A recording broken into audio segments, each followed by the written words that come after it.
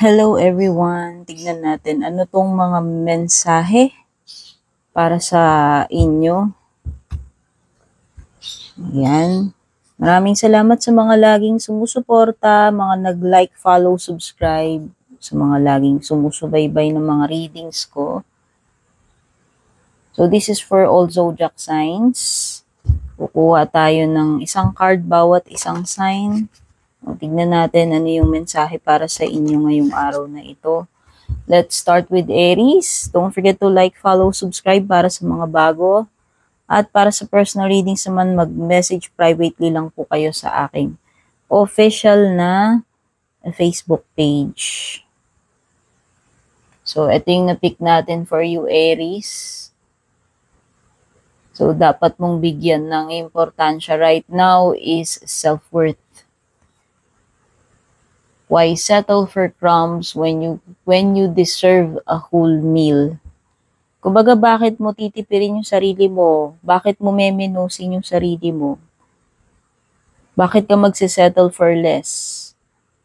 So, you deserve better. Yun lang yung ibig sabihin nito, Aries, no? So, wag mong kalimutan yung self-respect, self-love, self-worth.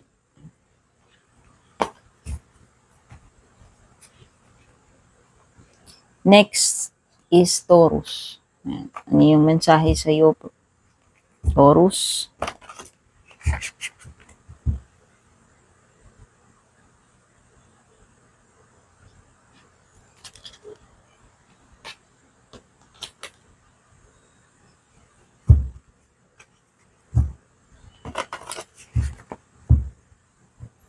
Ang nakuha natin for you is speak up. If you avoid conflict to keep the peace, you start a war inside yourself. Yan. So, minsan, kailangan natin mag-speak up or sabihin ano yung nilalaman ng isip natin, ano yung nararamdaman natin, nilalaman ng puso natin. Or else, tayo rin naman yung magsasuffer kung palagi na lang natin kinikim-kim yung mga nararamdaman na yan sa ating sarili. So, this is a time na mag-vent out ka, magsabi ka, express, no? Kung ano talaga yung totoong nararamdaman mo, Taurus. Next, we have Gemini. Ano yung mensahe para sa iyo, Gemini? Meron ka ditong optimism. Sabi dito, if you're going to make up stories in your head about people and circumstances, please make them love stories with happy endings. So ayan, mamimili na rin lang tayo ano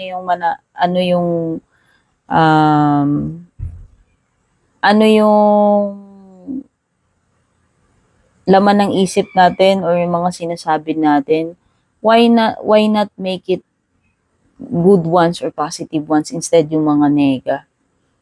So, panatilihin yung pagiging positibo, is always think positive, maging optimistic ka palagi, Gemini. Yun yung reminder sa'yo nitong card na to. Kasi, what you think is what you'll attract.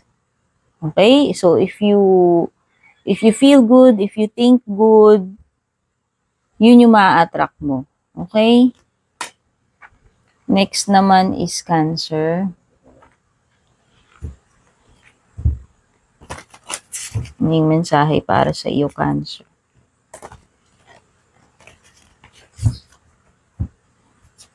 Hugot tayo. So, nakuha natin ay change. A resistance to change is a resistance to life itself. Open your heart and mind to new beginnings. Maaaring yung ibang Cancer, no, yung mga ibang Cancer dito baka nire-resist ninyo yung pagbabago, which is yun yung sinasuggest sa'yo na dapat mo mas lalong i-embrace itong mga pagbabago na paparating sa'yo, Cancer. Kasi mukhang may mga parating na pagbabago pero baka hindi ka ready or hindi ka willing.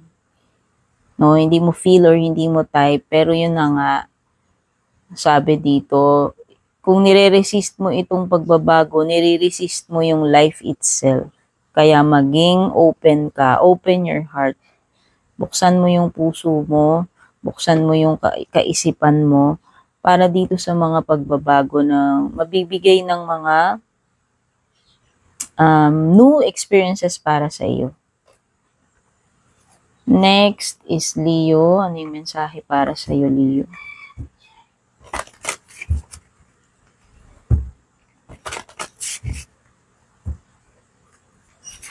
Ang nahugot natin ay focus.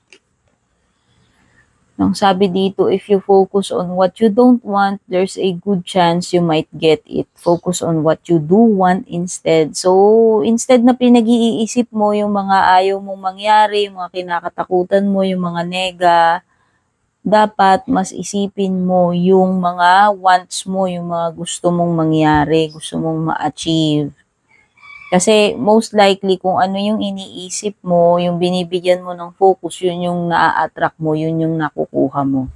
So, focus on the positive, focus on dun sa mga gusto mong mangyari, yung magaganda, yung mga goal mo, para yun din yung yung possible na makuha mo, Leo. Okay? So, pay attention kung ano yung mga pinagfo-focusan mo, positive ba yan or negative. Next is Virgo.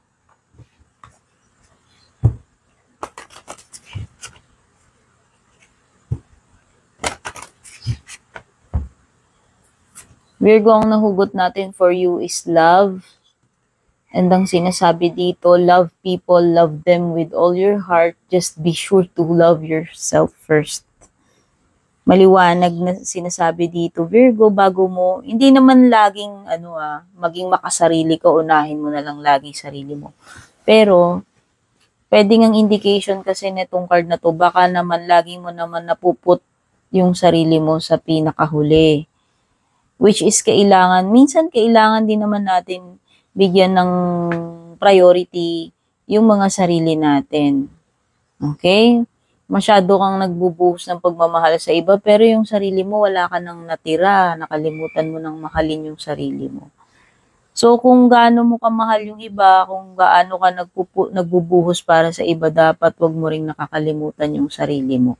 Virgo. Okay? Next ay Libra. Ano yung mensahe para sa'yo, Libra? Ang nahugot natin sa iyo, Libra, ay space. Make space, no? The quality of your life has more to do with what you remove from your life than what you add to it. Give yourself the gift of space. So, ang mensahe na yung card na ito, Libra, kung gaano ka-importante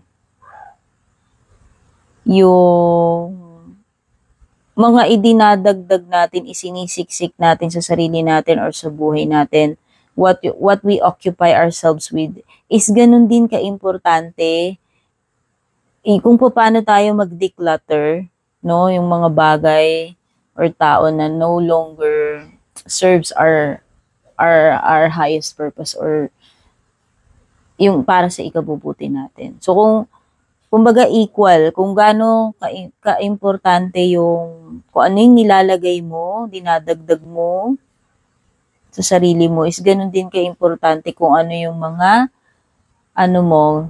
nililet go mo, or mga dapat mong alisin. So, balance, no? Ayan, no? Give yourself the gift of space. So, kung ikaw ay masyado nang preoccupied, masyado ka nang na-overload, kung gaano ka-importante yung sabi ko nga, yung kung ano yung mga nilalagay natin, ganun din ka-importante yung pagbabawas. Okay, Libra? Next is Scorpio. Scorpio, anong mensahe para sa iyo? Ang nahugot natin is action. Ang sabi dito sa card mo, baby steps are still steps and they're better than standing still. So, napaka-importante, Scorpio, kung paano mo pahalagahan yung bawat move na ginagawa mo or bawat effort. No? Doesn't matter kahit na ang galaw mo is tagwa 1 millimeter. Ang importante nun, You are putting effort, no? Ang importante doon yung iyong intention, yung iyong effort na magkaroon ka ng progress, na gumalaw. Kahit sabi mo pa centimeter lang yung usad niyan, kapa millimeter lang. Importante yung iyong will, yung iyong effort na alam mo yon, nagtatry ka pa rin na umusad, na kumilos. Okay? So, it's the thought that counts, sabi nga nila. Okay? So, yan yung mensahe para sa iyo. Importante kumikilos ka, Scorpio. Next is Sagittarius. Ano yung magiging mensahe para sa iyo, Sagittarius? So, ang sabi dito ay needs. Do you need more time to yourself? A break from thinking too much, a kind encounter with a friend, your needs matter, it's time to honor them. Okay, maybe you are neglecting or pwedeng hindi mo na ibibigay sa sarili mo right now yung pangangailangan mo, Sagittarius, no? So, take note. Yung mga mahal natin sa buhay, binibigay natin yung mga kailangan nila. Pero of course, do not forget yourself also na may mga pangangailangan ka rin. Okay? And it's normal na, alam mo yun, paminsan-minsan, hindi masama na unahin mo rin yung needs mo. Kasi how can you, alam mo yun, how can you provide para sa iba kung yung sarili mong needs hindi mo rin na ibibigay. So it's just as important sa kung ano yung pagbibigay mo, ganun din ka-importante. Pagbibigay mo sa iba is ganun din ka-importante na alam mo mapunan din yung mga pangangailangan mo. Kasi lahat tayo may mga pangangailangan. Okay? Yan. So, alam naman natin kung ano yung mga time ng emergencies, kung ano na yung mga dapat nating unahin. Pero yun nga, mukhang may mga needs ka, Sagittarius, na pwedeng hindi napupunan, which is kailangan mong ibigay. Kung hindi maibigay ng ibang tao para sa'yo, sinong gagawa? Of course, ikaw. Okay? Ganun yun. So, ito yung mensahe para sa iyo, Sagittarius. Next is Capricorn.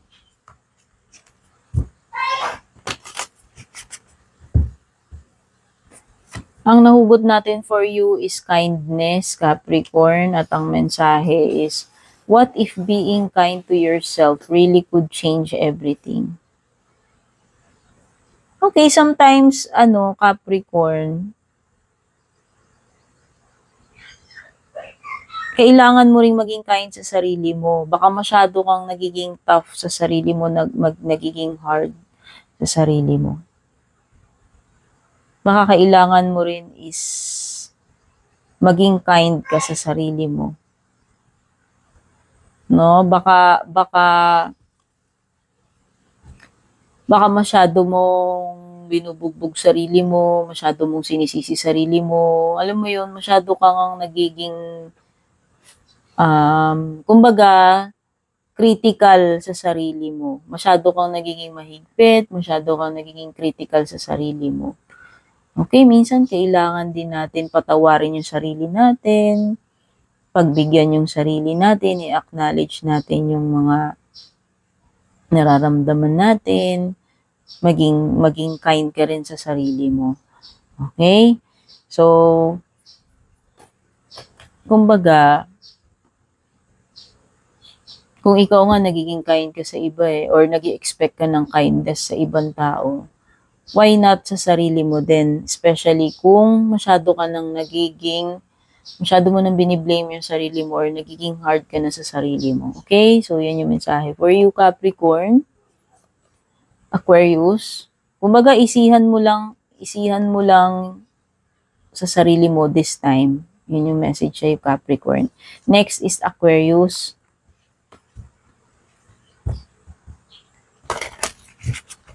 Ano yung mensahe para sa Aquarius? Ang nahugot natin ay pamper. Uy. O mukhang kailangan mo ng pampering. Okay? Self-care is a necessity, not a luxury. Take note, yun yung mensahe sa'yo.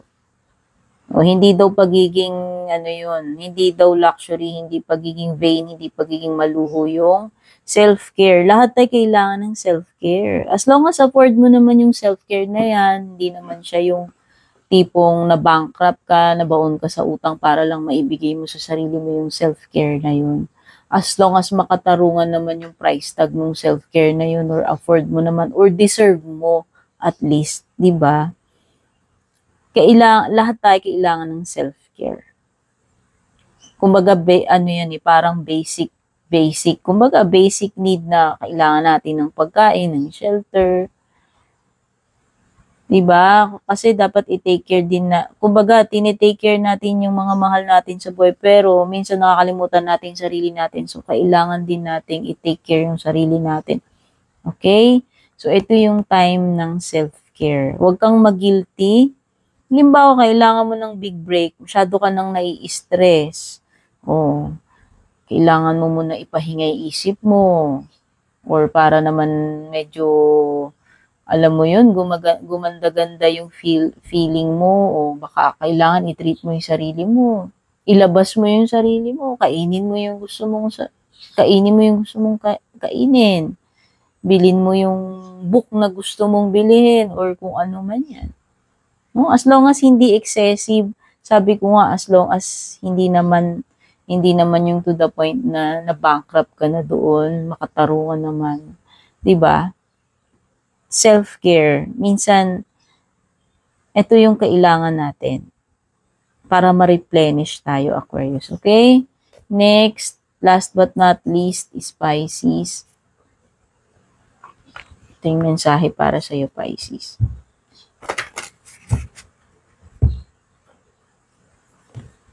Rebel. It's time to celebrate the fact that you don't fit in. Stand on your own 2 feet. This is just a reminder, Pisces, na hindi mo kailangan i-force na magustuhan ka nila, na tanggapin ka nila. Okay? So, hindi mo kailangan lagi ng validation ng iba. Ayan, stand on your own 2 feet. I-celebrate mo yung fact na hindi mo kailangang baguhin yung sarili mo para lang ma-accept ka nila. 'Di ba? Ikaw, you as yourself.